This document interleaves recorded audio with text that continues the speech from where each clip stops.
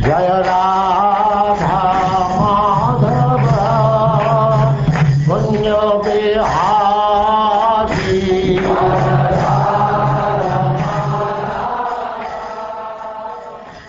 And now Chapter 9. Mother Yashoda binds Lord Krishna.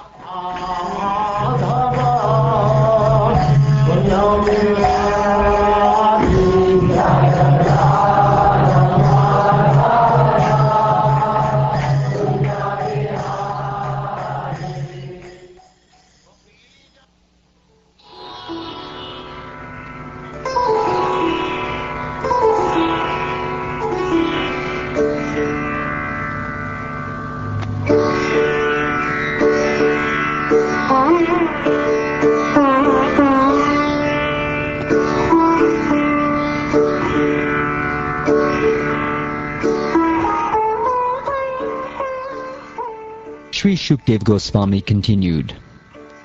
One day when Mother Yashoda saw that all the maidservants were engaged in other household affairs, she personally began to churn the yogurt. While churning, she remembered the childish activities of Krishna, and in her own way she composed songs and enjoyed singing to herself about all those activities. Dressed in a saffron yellow sari, with a belt tied about her full hips, Mother Yashoda pulled on the churning rope, laboring considerably, her bangles and earrings moving and vibrating, and her whole body shaking. Because of her intense love for her child, her breasts were wet with milk. Her face, with its very beautiful eyebrows, was wet with perspiration, and malati flowers were falling from her hair. While Mother Yashoda was churning butter, Lord Krishna, desiring to drink the milk of her breast, appeared before her, and in order to increase her transcendental pleasure, he caught hold of the churning rod and began to prevent her from churning. Mother Yashoda then embraced Krishna, allowed him to sit down on her lap, and began to look upon the face of the Lord with great love and affection. Because of her intense affection, milk was flowing from her breast. But when she saw that the milk pan on the oven was boiling over, she immediately left her son to take care of the overflowing milk, although the child was not yet fully satisfied with drinking the milk of his mother's breast. Being very angry and biting his reddish lips with his teeth, Krishna, with false tears in his eyes, broke the container of yogurt with a piece of stone. Then he entered a room and began to eat the freshly churned butter in a solitary place. Mother Yashoda, after taking down the hot milk from the oven, returned to the churning spot, and when she saw that the container of yogurt was broken and that Krishna was not present, she concluded that the breaking of the pot was the work of Krishna. Krishna at that time was sitting on an upside-down wooden mortar for grinding spices and was distributing milk preparations such as yogurt and butter to the monkeys as he liked. Because of having stolen, he was looking all around with great anxiety, suspecting that he might be chastised by his mother. Mother Yashoda, upon seeing him, very cautiously approached him from behind. When Lord Sri Krishna saw his mother, stick in hand, he very quickly got down from the top of the mortar and began to flee as if very much afraid. Although yogis try to capture him as Paramatma by meditation, desiring to enter into the effulgence of the Lord with great austerities and penances, they fail to reach him. But Mother Yashoda, thinking that same personality of Godhead, Krishna, to be her son, began following Krishna to catch him. While following Krishna, Mother Yashoda, her thin waist overburdened by her heavy breasts, naturally had to reduce her speed. Because of following Krishna very swiftly, her hair became loose, and the flowers in her hair were falling after her. Yet she did not fail to capture her son Krishna. When caught by Mother Yashoda, Krishna became more and more afraid and admitted to being an offender. As she looked upon him, she saw that he was crying, his tears mixing with the black ointment around his eyes. And as he rubbed his eyes with his hands, he smeared the ointment all over his face. Mother Yashoda, catching her beautiful son by the hand, mildly began to chastise him. Mother Yashoda was always overwhelmed by intense love for Krishna, not knowing who Krishna was or how powerful he was. Because of maternal affection for Krishna, she never even cared to know who he was.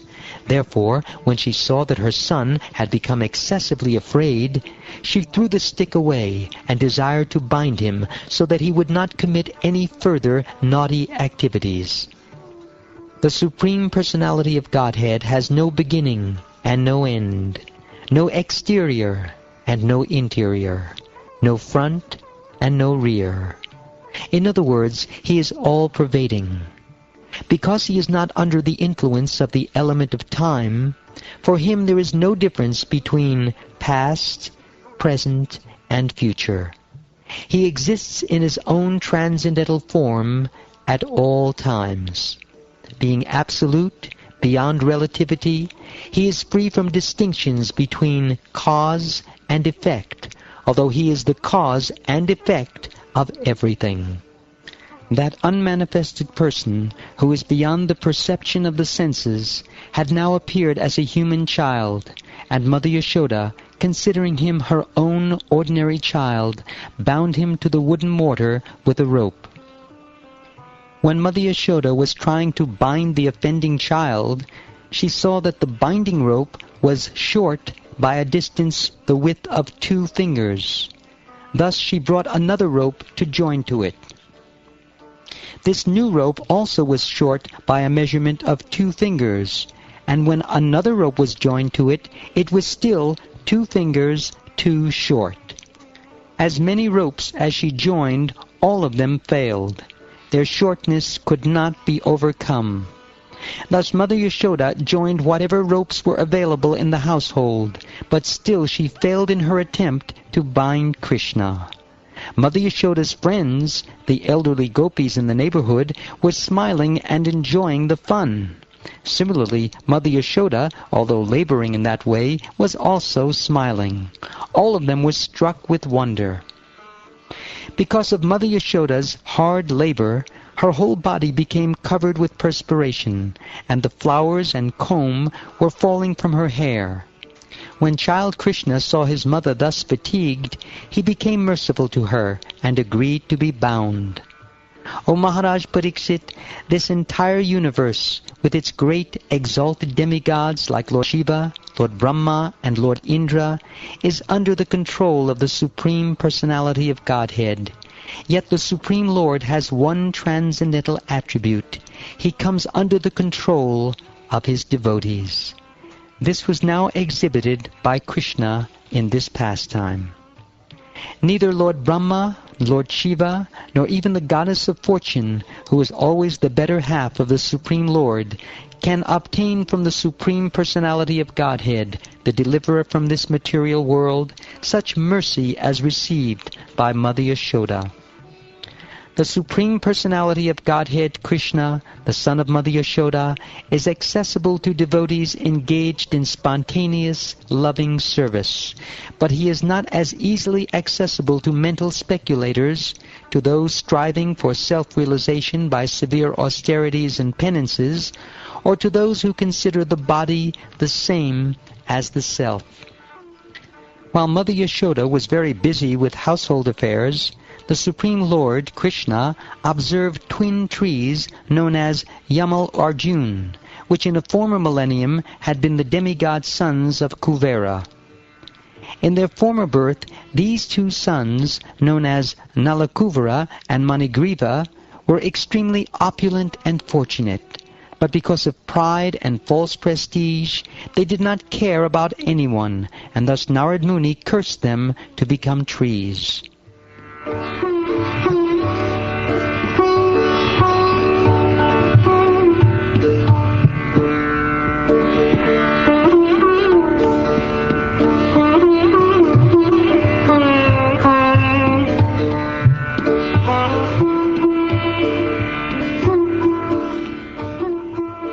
Thus ends the 9th chapter of the 10th canto of the Shrimad Bhagavatam, entitled Mother Yashoda Binds Lord Krishna.